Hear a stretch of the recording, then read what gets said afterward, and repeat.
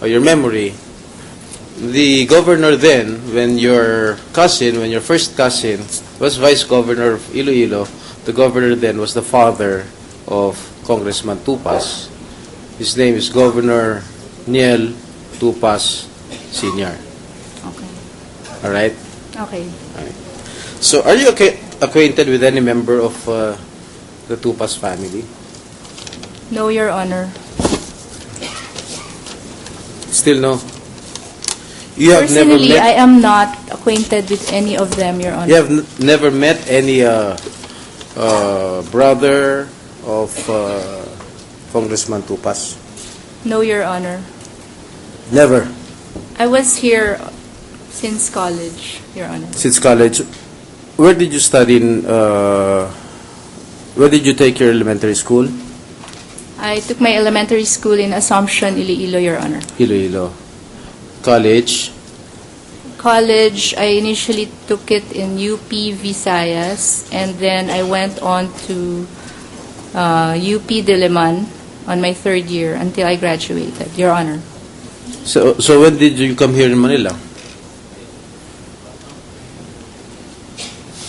That was 1988, Your Honor.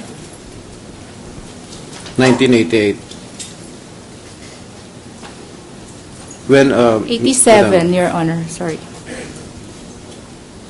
The school year of 1987, Your Honor. Okay. Do you know of a certain Raul Buboy Tupas?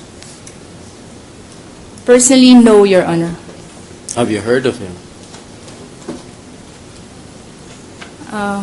I think they were just talking about him before, but I've never really bothered to know about him. When was the anything last about time him. you went to Iloilo?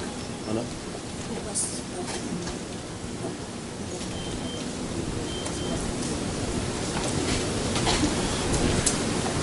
What is the answer of the witness? I'm trying to recall, Your Honor. The last time I was in Iloilo was during our reunion in high school. When and was that that? was in December Of? 2011. Oh, just I recently. wait, sorry, 2010, Your Honor. 1.5 years ago. Yes, Your Honor. All right. Your cousin again, Mr. Obet Benaflor Armada, ran for vice governor in the last 2010 elections. Am I correct? I believe so, Your Honor. You believe so? Bakit I believe so?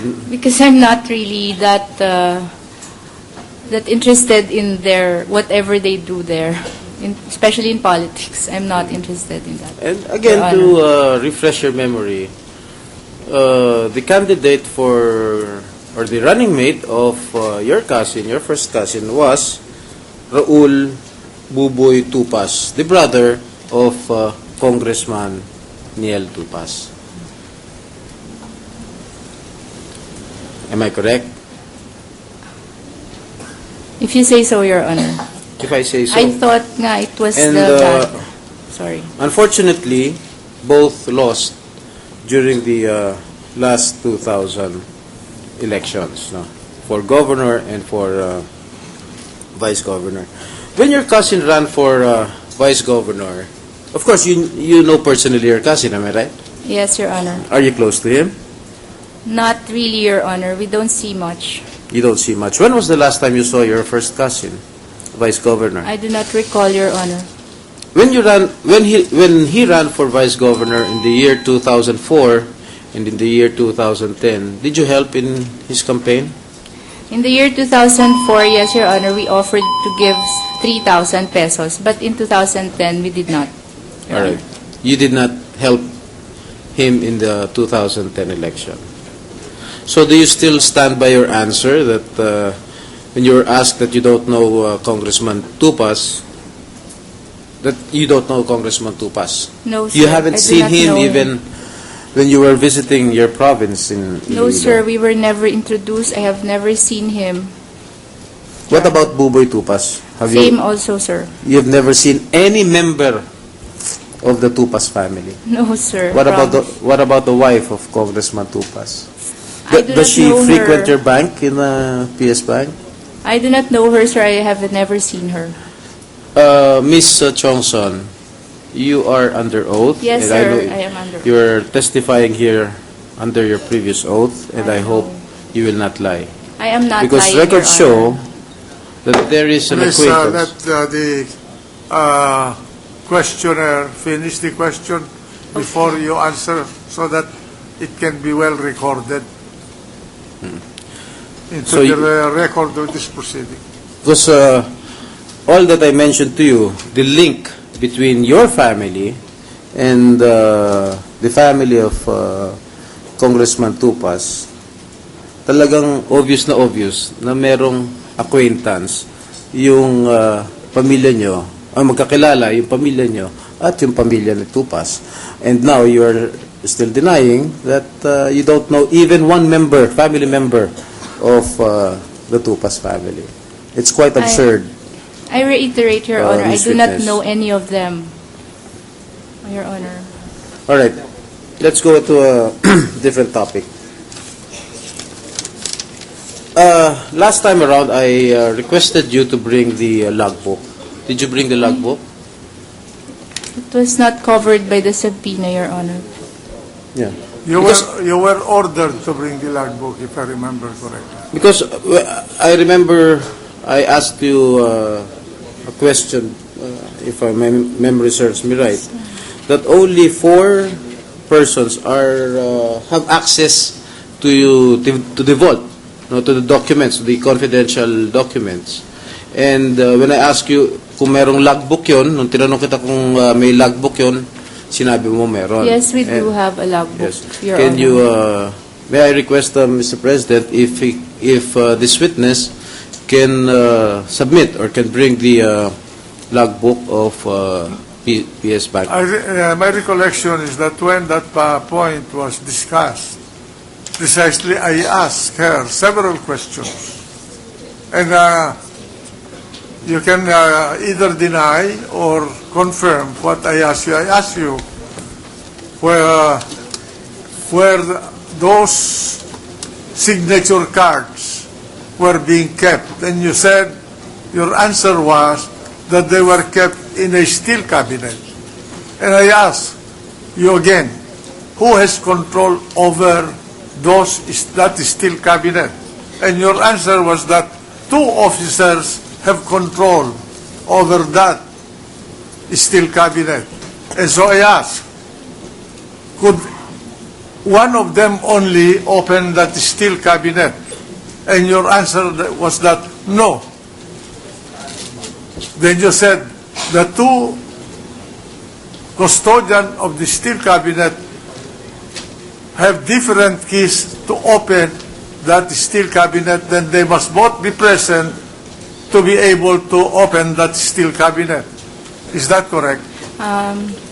Yes, sir. Partly, actually, I said that an officer and a customer service assistant may open jointly the vault with the jointly. combination, sir. All right.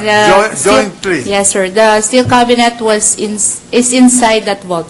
Jointly, but Yes, sir. they have different numbers Yes, sir. on the combination. Yes, sir. Correct. So that neither one of them could open alone. Yes, sir. Both of them must open. Yes, sir. And then the next question that I asked you was, do you also have access over the contents of that steel cabinet? And you said yes, but I have to bring the 2 officers. Isn't it? Yes, sir. All right. Then, at that point, the gentleman from San Juan asked whether you have a logbook.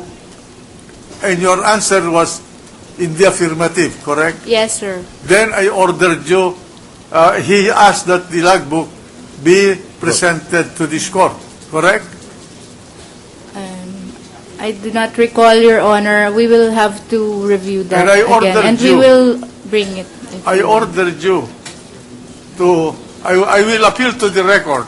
Yes, I may sir. be mistaken by the sequence of the question. Can you go to the records and find out. Please. Check.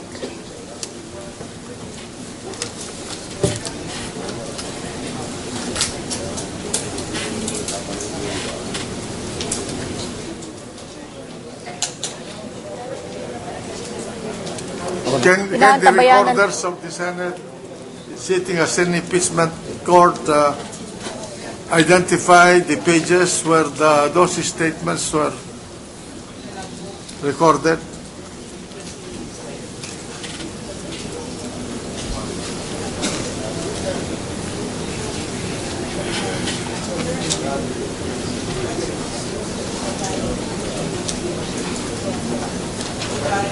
Records ng impeachment court ukol doon sa While they're looking for pagbukas ng bank Can I documents. just, pages, I would like to ask you, do you Kasi have a diba, sabi logbook niya, tatlo sila nagbubukas.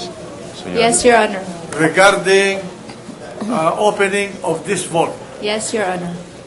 Anybody who requests for the opening of the vault must be in that logbook, Yes, Your Honor. including you, Yes, Your Honor. including any person who would want to access that logbook, Yes, Your Honor. including the names of the officers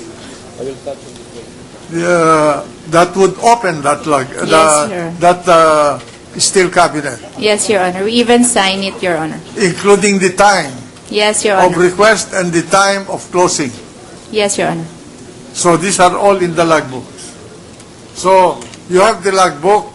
If we have not previously ordered you, you are ordered to produce that logbook. Yes, Your Honor. All right. I now thank you, Mr. President. Mr. President, may I ask for additional 2 minutes just for me to wrap up my questioning? Proceed. Thank you, Mr. President. The chair grants you an extension given the importance of this Thank you. matter. Madam Witness, I asked a question addressed to your bank president regarding the letter K, which I browsed on one of this allegedly fake or genuine document. Is the letter K after the figure, is that a normal banking practice? No, Your Honor, it is not. It is not. So, kasi nakalagay dito 700, regardless of that currency sign, whether it be dollar or it be peso, pag nilagay mo 700K, that doesn't mean na 700,000. It may mean a lot of things, Your Honor. Like what? K will stand for kuryente, halimbawa. What?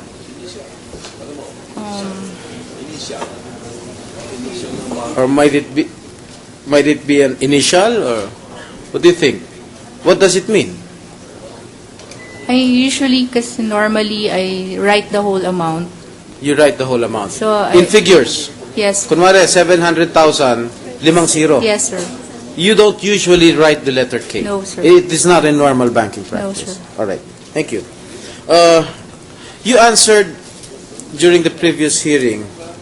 I think the presiding officer posited a lot of questions, and you answered, if I'm not mistaken, that these documents, which were shown to you, were fake, according to you. Yes, Your Honor. Do you still stand by your answer that the documents are fake? Yes, Your Honor, because when Your Honorable